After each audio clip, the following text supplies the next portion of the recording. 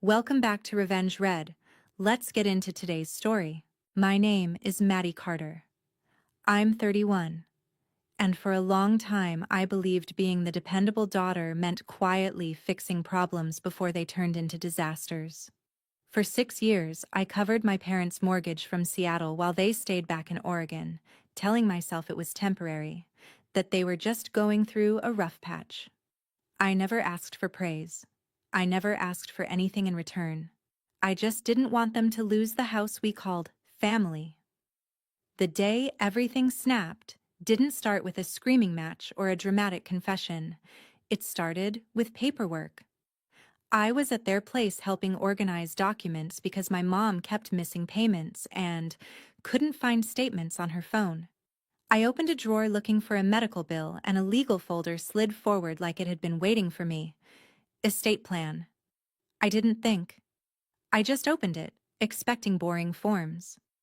Instead, I saw the one thing you never expect to find when you've been paying someone else's bills for years: their will. And there, in plain English, was the future they'd written without me. The house, the retirement money, the savings, all of it going to my brother. My name wasn't anywhere, not even as a backup. My hands went cold, but I walked into the living room anyway, holding the pages like they weighed 100 pounds. I asked them, as calmly as I could, how they could look me in the eye for 6 years and still plan to leave me nothing. They didn't panic. They didn't apologize. My mom just sighed like I was making her day harder and said, "You don't need an inheritance, Maddie. You're doing fine." I smiled. Not because it didn't hurt, but because in that moment I finally understood who I was to them. Not a daughter, a solution. The next morning, my phone buzzed with a text from my mom. No hello. No how are you. Just, property taxes are due. Send it today. Like I was still their ATM. I stared at that message for a long time, then typed one simple reply. And that's when the real panic started. If you've ever been treated like the responsible one only when someone needs your money, stay with me. Because the moment I stopped paying, their entire plan began to fall apart. I didn't send another dollar that day. I didn't argue. I didn't write a paragraph. And I didn't let my emotions do the typing. I just set my phone down and opened my banking app. Not to pay them, but to look at what I'd already done. 6 years of transfers. 6 years of monthly confirmations. Sometimes on the first, sometimes early because my mom would text, "Just in case, can you send it a little sooner?" I scrolled until my thumb ached. It wasn't just money. It was weekends I didn't take off. It was freelance projects I accepted when I was exhausted. It was me saying no to vacations and new furniture so the roof over their heads stayed secure. And the whole time, they were planning a future where my role ended the second the ink dried. So I made a quiet decision that felt louder than any fight I could have started. I turned off the automatic transfer I had set up years ago. I canceled it like I was canceling a subscription I no longer recognized. Then I went back to my mom's text. Property taxes are due. Send it today. The entitlement in that sentence was almost impressive. I took one deep breath and replied, "Ryan can handle it, since the house is going to be his." I didn't add an emoji. I didn't soften it. I didn't say, "Love you." I hit send and watched the little delivered mark appear, and for the first time in years, I felt something close to peace. It lasted about 90 seconds. My phone started ringing. First my mom, then my dad, then my mom again. When I didn't pick up, the texts started stacking like dominoes. "Maddie, answer me. We need to talk. This isn't funny. Stop being like this." I kept my phone face down on the counter and made coffee like my world wasn't shaking.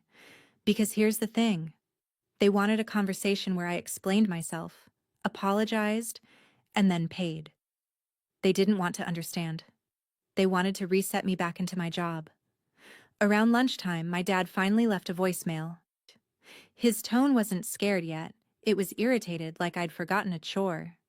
He said they were busy, the deadline was close, and I needed to do the right thing. The right thing. I almost laughed. I texted back once. I'm not discussing this. You made your choice. Please contact the person you chose. Then I muted the thread. I went to work, answered emails, joined a meeting, and tried to pretend my chest didn't feel tight. But every so often, I'd glance at my phone and see the number of missed calls climb. It wasn't the amount of money that made them spiral. It was the idea that I could say no, because if I wasn't paying, that meant the will wasn't just a document anymore.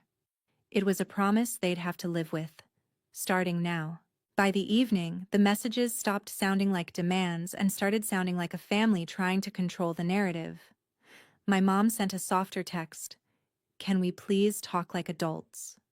I didn't answer.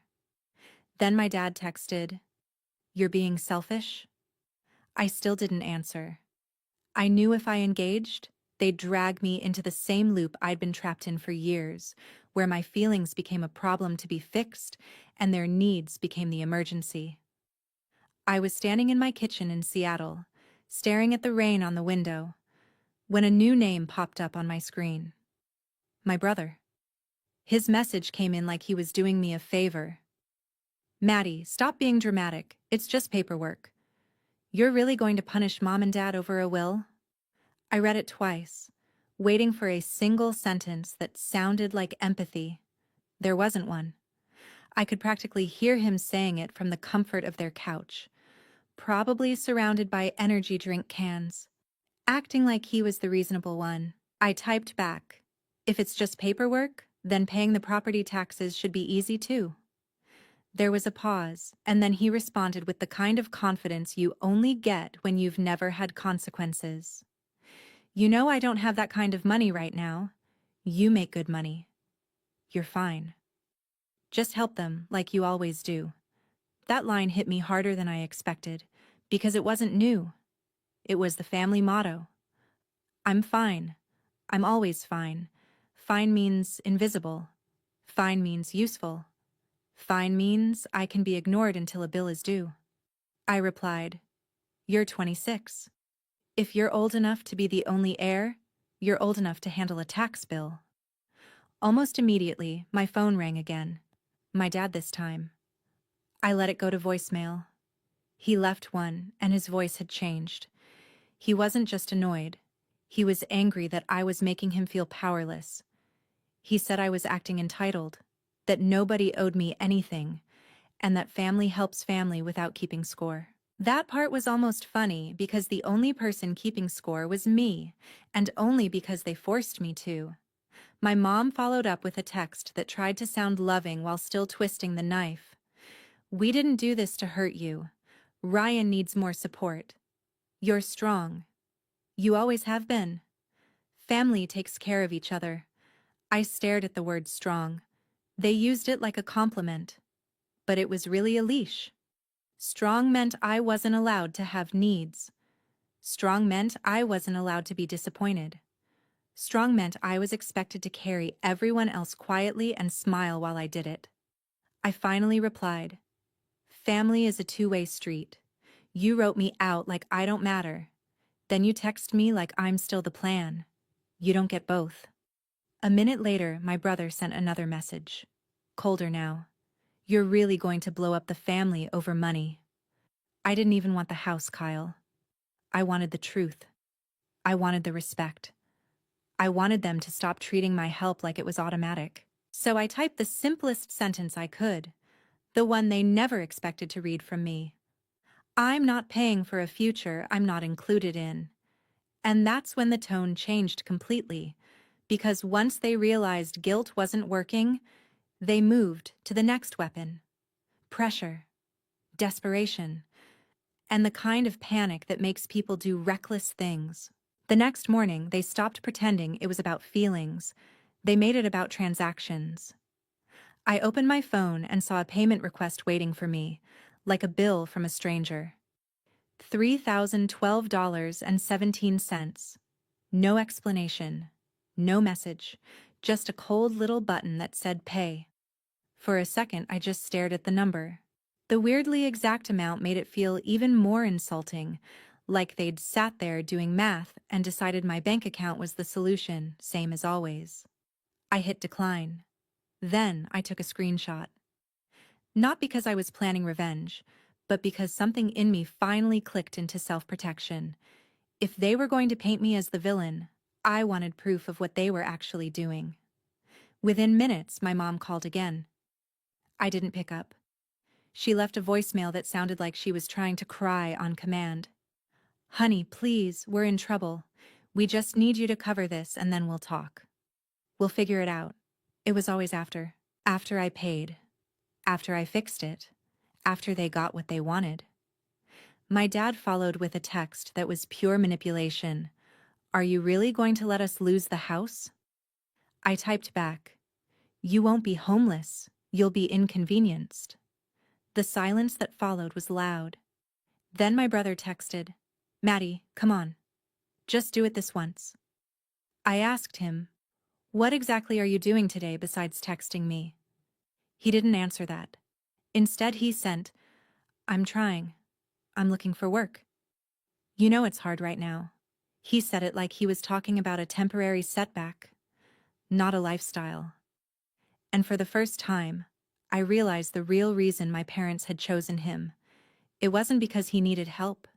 It was because he would never challenge them. He would never set boundaries. He would never stop being dependent, which meant they'd always have control. Meanwhile, I was the one who could walk away. So they'd decided to punish independence by calling it selfishness. Around lunchtime, my mom sent another message, and this one was different. It wasn't guilt or anger. It was panic pretending to be casual. "Can you at least call me? I need to explain something." Right under it, she attached a photo. I could tell she hadn't meant to, because it was the kind of thing you only send when you're desperate and not thinking. A letter on official-looking paper with a bold heading and a big red line that jumped out even on a phone screen. Delinquency notice. Past due. Final reminder. My stomach dropped, not because I felt sorry for them, but because I suddenly saw the full picture. They weren't short on options. They were short on willingness. They didn't want to touch their savings. They didn't want to sell anything. They didn't want to change their spending. They wanted me to keep the house stable so they could keep living like nothing was wrong, and so my brother could keep living like life was a game. I zoomed in on the letter and saw the date. This wasn't a surprise bill that appeared overnight. They'd been behind. They'd been behind while still accepting my money, and they were only panicking now because I had finally stopped. I took another screenshot, then I typed one sentence to my mom. "This notice is not my emergency. Call your heir." After that, the messages started coming faster, and the tone turned sharper, like they were realizing they couldn't talk me back into my old role. And when persuasion failed, they did what controlling people always do. They showed up. That evening, I was halfway through heating up leftovers when my phone rang from an unknown number.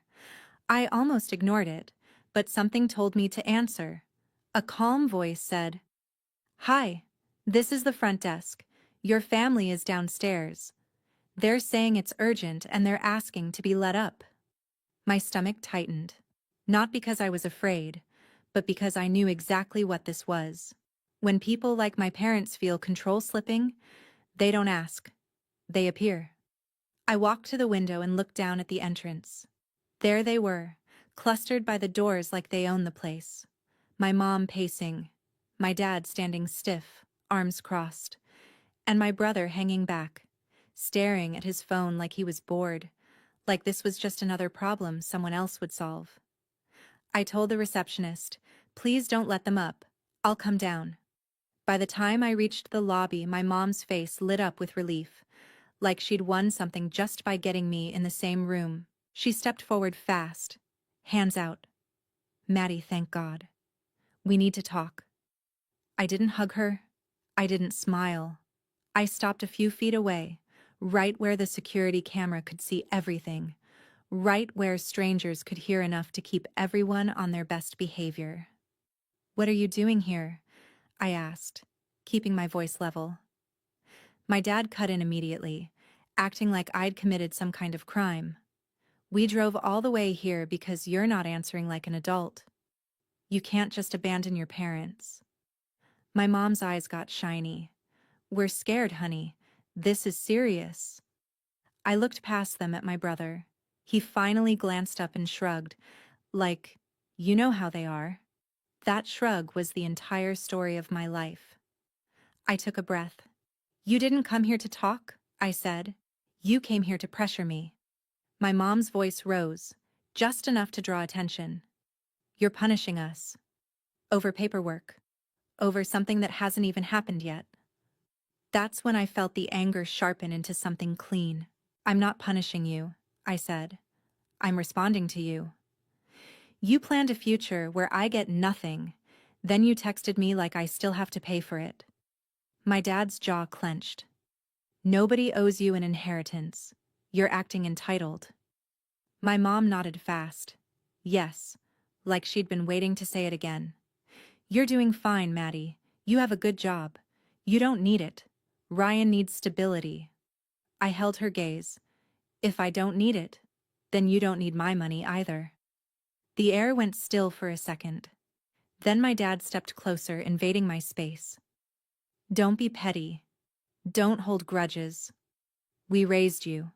We paid for your college. The way he said it, you'd think they were talking about a gift they gave me yesterday, not a debt they'd been collecting on for years with interest.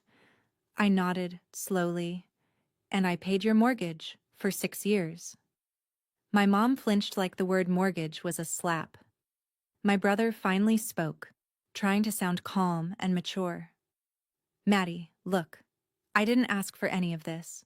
This isn't even about me. I turned to him. You didn't ask for it, but you sure accepted it. You're the only person on that will. You're the one they're protecting.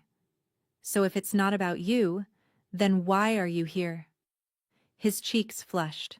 He glanced at my mom, then my dad, like he wanted someone to feed him the right line.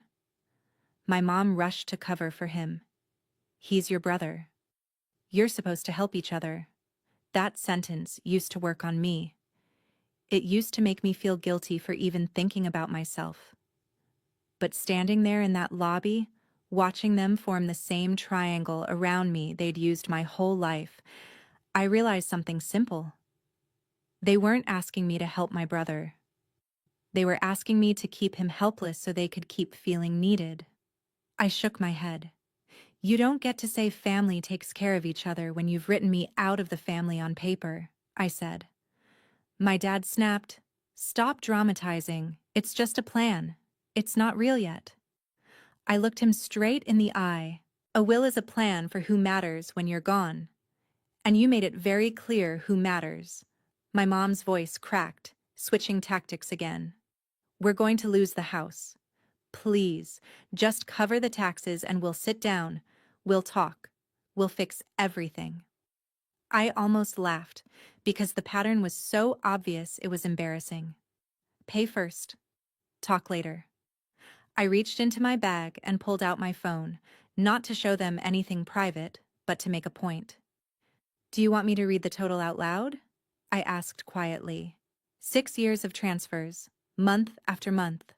Do you want the lobby to hear the number you've taken from me while telling everyone I'm selfish? My mom's eyes widened. My dad's face stiffened. And my brother suddenly looked smaller. Like he'd realized this wasn't a game where he could respawn after losing. My dad lowered his voice, trying to salvage control. Don't embarrass us. That was it. The truth finally slipped out. It was never about love. It was about image. I nodded once. Then stop trying to use me. I'm not paying another dime. From now on, you contact the person you chose. My mom reached for my arm and I stepped back. Don't, I said. This is the boundary. My brother muttered. Maddie, come on. I stared at him. You're the heir. Act like it. Then I turned to the receptionist, who had been politely pretending not to listen, and said, If they cause any trouble, please call security. I looked back at my parents one last time. You made your choice. Live with it. I walked away without running, without shaking, without giving them the emotional scene they came for. When I got back upstairs, my phone lit up with a flood of messages. I didn't read them. I sent one final text into the group thread. You are not entitled to me, my money, or my peace. Contact your heir. Then I blocked every number, and for a few seconds, the silence felt like oxygen. The next morning, I woke up to a different kind of attack. Not calls, not demands, public shame. A friend from back home messaged me, "Are you okay? I saw your mom's post." My stomach sank. I opened Facebook and there it was. My mom's words dressed up like a prayer. Like she was a saint being abandoned. She wrote about how heartbreaking it was when children turn their backs on their parents after everything they've sacrificed. How some people only care about money, and how she never thought she'd be treated this way by her own daughter. My dad commented underneath, "We did our best. Some people are just ungrateful." Then he added a line that felt like a direct jab. "We paid for her education, and this is how she repays us." And then my brother reposted it with his own caption about true family, love over greed, and how real loyalty means showing up when it's hard. He didn't mention my name, but he didn't have to. Everyone knew who the villain was supposed to be. For a few minutes, I just sat there staring at the screen, watching strangers react to a story that wasn't real. Old neighbors leaving sad emojis, distant relatives writing, "Call your parents. You only get one family." People I hadn't spoken to in years suddenly had opinions about my character, and I understood why my dad had told me not to embarrass them in the lobby. They weren't afraid of losing the house. They were afraid of losing control of the narrative. I could have stayed silent. The old version of me would have stayed silent. I would have swallowed it, paid the bill, and let them keep telling the world they were wonderful parents with a difficult daughter. But I had already learned the rule. If you let people lie about you, they get braver next time. So I didn't curse them out. I didn't call them names. I did something they couldn't fight. I told the truth, calmly, with receipts. I wrote one post, just facts, in order. I said I've paid their mortgage for 6 years. I said I found their will accidentally and discovered I was left out completely while my brother was left everything. I said the next day my mom texted me demanding money for property taxes with no hello, no apology, just a bill. I attached screenshots of the payment requests with the amounts visible but personal information covered. I added one line that I knew would land with every person reading it. I love my parents, but I'm not a family ATM, and I'm not funding a future that excludes me. Then I hit post and put my phone down, expecting my hands to shake. They didn't. Within minutes, the comments started shifting. People who had been sympathetic to my mom went quiet. Friends from high school wrote, "Maddie, I had no idea." A cousin commented, "Wait, you paid the mortgage for 6 years." Aunt Diane, my dad's sister, dropped a comment that felt like a door slamming. She wrote, "She's telling the truth. I've seen the transfers.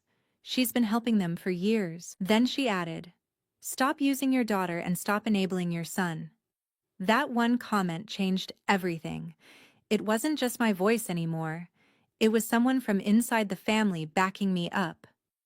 My mom's post suddenly didn't look like a tragedy.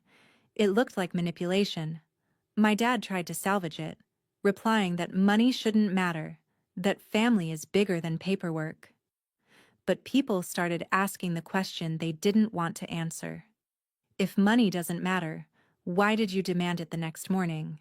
My brother tried to act noble, commenting that he wanted peace and that I was airing private matters. Someone replied, "Then why are you the only heir?" My phone started buzzing again, but this time it wasn't strangers. It was them. Calls from blocked numbers, texts from new numbers.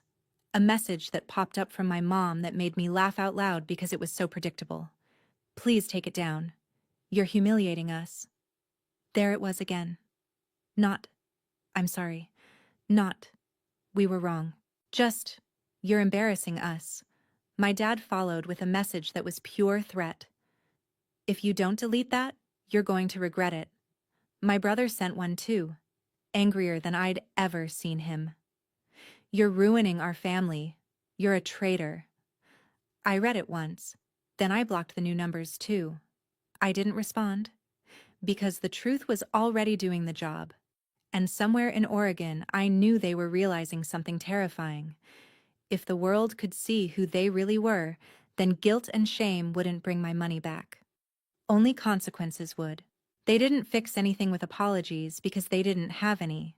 What they tried instead was panic management.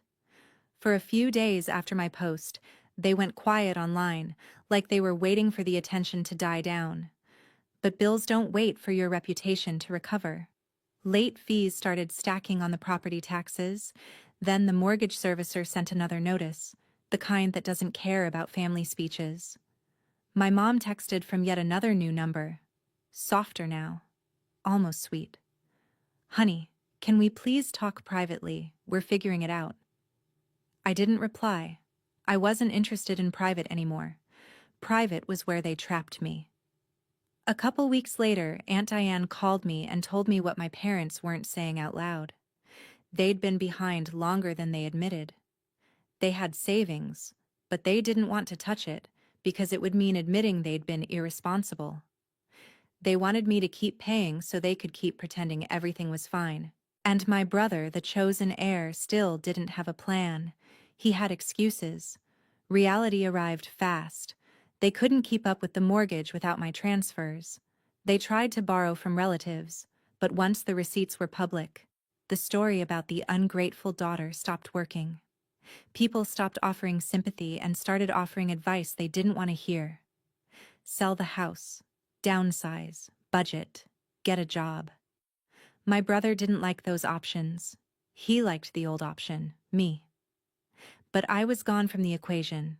By the end of the next month, the house was listed, not because they wanted to, but because they had to. They put on a brave face and told people it was a fresh start, but everyone knew what it really was. The first offer that came in was lower than they hoped, because rushed sales rarely get the dream price. They took it anyway. Watching the photos show up online felt strange, like looking at a childhood memory through glass. I didn't celebrate their loss. I just recognized the truth. They didn't lose the house because I was cruel. They lost the house because they built their entire stability on my silence and my wallet. When the sale closed, my brother had to move out with them into a small rental on the edge of town, the kind he used to joke about. His streaming setup got shoved into a corner. The internet wasn't as fast. The space wasn't his. And for the first time, he couldn't coast on comfort while calling other people dramatic. He picked up a part-time job at a big box store, then complained to anyone who would listen that it was beneath him. But nobody was listening anymore. Not after years of watching him be protected while I paid. My parents also got smaller. Not physically, but emotionally. Without the house and the image, the power drained out of them. They stopped posting quotes about family. They stopped demanding. They stopped pretending they were in charge. Once, my mom sent me a message that wasn't a bill. It said, "I didn't think it would go this far." I stared at it for a long time. It wasn't an apology, but it was the closest thing to honesty I'd ever gotten. I didn't answer. Not because I wanted them to suffer, but because I finally understood a lesson I wish someone had taught me when I was younger. Love without boundaries isn't love, it's permission. And when you teach people that your kindness is automatic, they stop seeing it as kindness. They see it as something they're owed. I used to think being a good daughter meant absorbing every unfair thing quietly. Now I know being a healthy adult means protecting your peace, even from family. Especially from family. Because family is supposed to be the place where your efforts are valued, not exploited. If someone only calls you when they need money, they're not asking for help. They're maintaining a system where you exist to carry them. Cutting them off didn't make me heartless. It made me free. In the months after, I focused on work, on friendships that felt mutual, on building a life that didn't revolve around other people's chaos. I kept my boundaries firm and my guilt small. And every time I felt that old instinct to fix everything for them, I reminded myself of the will. Not the paper, the message.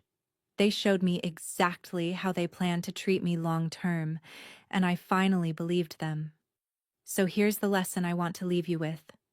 Being strong doesn't mean being used. Being responsible doesn't mean being sacrificed. And being family doesn't give anyone the right to write you out with one hand and demand your support with the other. You can love people and still say no. You can care and still step back. Sometimes the healthiest revenge isn't a dramatic confrontation. It's a calm boundary that forces everyone else to grow up. What would you have done in my place? Have you ever been treated like the family ATM? Tell me in the comments because I promise you're not the only one. Thank you for listening. With me personally, I think the ending wasn't about punishment.